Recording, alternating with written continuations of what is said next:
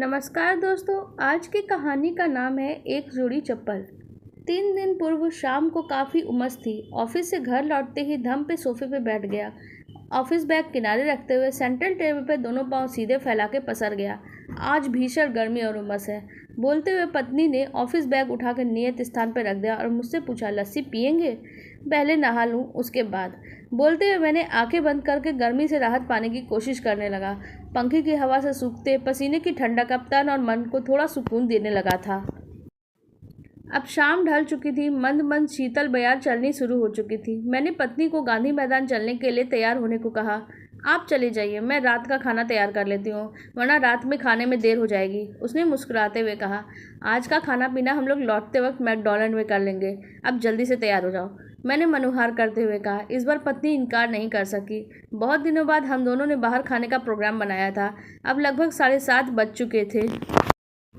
हम दोनों धीरे धीरे गांधी मैदान की तरफ बढ़ चले, जो मेरे घर से बस कुछ की कदम दूरी पे है। पश्चिमी गेट से हम दोनों मैदान के अंदर दाखिल हुए।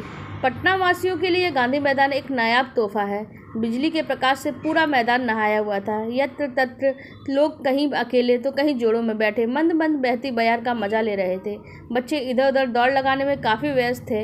इसी क्रम में इनकी रह रह के आती किलकारियाँ मुझे भी अपने बचपन के दिनों में लौट आने के लिए विवश कर रही थी, और मन कर रहा था इनके साथ मैं भी उछल कूद मचाते हुए दौड़ लगा दूँ। अब रात्रि के 9 बजने को थे। मैदान अब खाली होने लगा। बच्चे अपने माता पिता का हाथ पकड़े अपने अपने घरों को लौटने लगे थे। मैं खुली घास पे लेटे आकाश की तरफ एकटक देख रहा था। टिमटिमाते तारे मुझे देखकर मानो मुस्कुरा रहे थे। याद नहीं आज कितने दिनों के बाद इनसे मेरा सामना हुआ था। इस रोटी दाल के चक्कर ने मुझे कब से मेरा गाँव, मेरा घर, स्वजन, इष्ट मित्र सब कुछ छीन लिया, कुछ पता ही नहीं चला।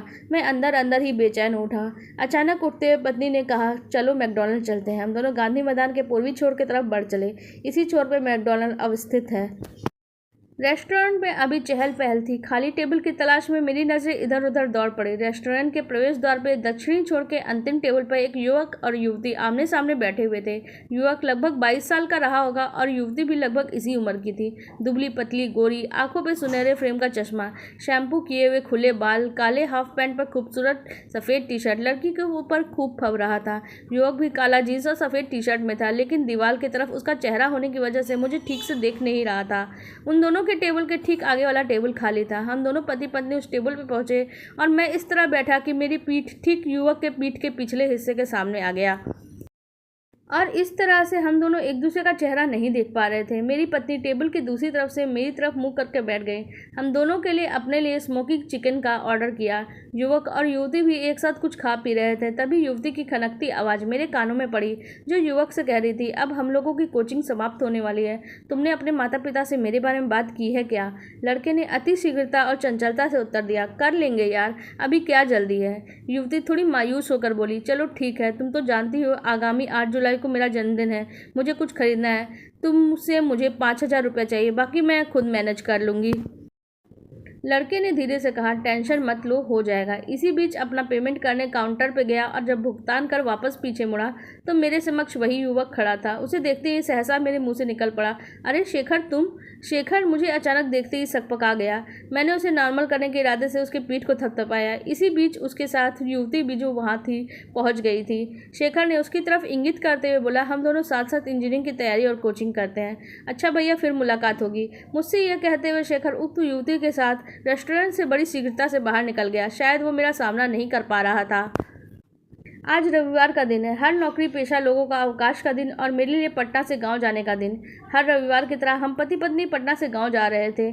मेरे गांव के दक्षिणी छोर पे स्थित है महरौरा शहर। कभी मॉर्टन टॉफ़ी, चीनी मिल, सारण इंजीनियरिंग और अन्य कारखानों के लिए मशहूर हुआ करता था महरौरा। ना जाने किस राजनेता की नज़र लग गई इसे। सब कुछ बहुत पहले धीरे धीरे समाप्त हो गया। मैं जैसे ही महरौरा मोड़ पर अपने गाँव जाने के लिए अपनी गाड़ी को मोड़ा तो मेरी नज़र अचानक ग्रामीण बिहारी काका पर पड़ी। शेखर बिहारी काका का ही एकलौते संतान है। ग्रामीण बताते हैं शेखर का जन्म काफ़ी मन्नतों के बाद काका के शादी के बहुत दिनों के बाद हुआ था। काका अपनी टूटी फूटी पुरानी साइकिल रोक कर फुटपाथ के अस्थायी जूते चप्पल की दुकान से अपने लिए एक जोड़ी चप्पल खरीदने के लिए मोल तोल कर रहे थे।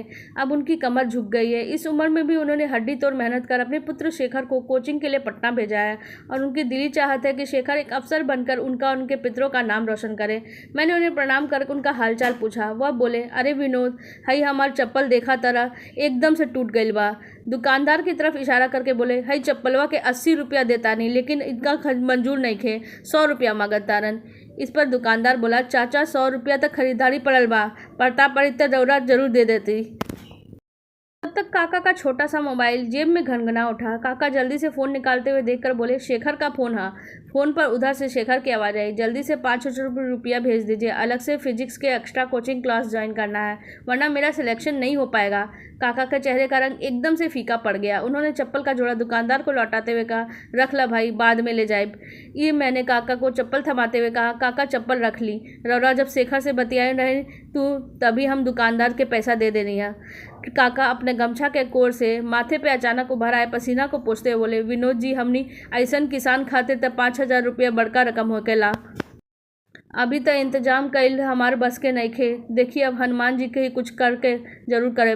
इतना बोलते बोलते काका साइकिल पर सवार होकर धीमी गति से घर की तरफ बढ़ चले। उनके चेहरे की मायूसी और निराशा के भाव झलक रहे थे और मेरी आंखों में मैकडॉनल्ड रेस्टोरेंट के उपरोक्त दृश्य चलचलित के भांति एक एक करके उभरते चले जा रहे थे। आपको हमारी ये कहानी कैसी लगी आप कमेंट सेक्शन में ज़रूर बताइएगा। अगर हमारी वीडियोज़ पसंद आ रही है तो वीडियोज़ को लाइक कर दीजिएगा और हमारे चैनल को भी सब्सक्राइब कर लीजिएगा। धन्यवाद।